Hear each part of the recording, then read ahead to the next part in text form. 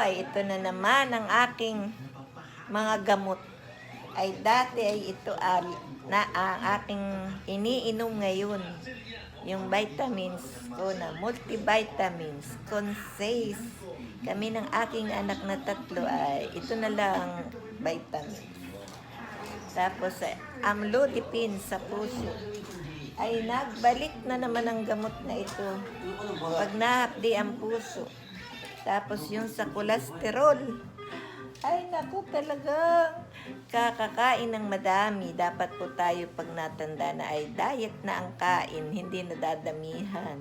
Pagkatapos ay talagang huwag kakain ng mga taba, mga masisebo. Kaya tumaas na naman ako ng tricycle ride ko'y mataas na naman. Kaya ang puso ko ay humahapdi na naman at bumibigat pag nasa mainit na lugar. Kaya ay perme akong nakatapat sa aircon. Ay guys, ingat-ingat!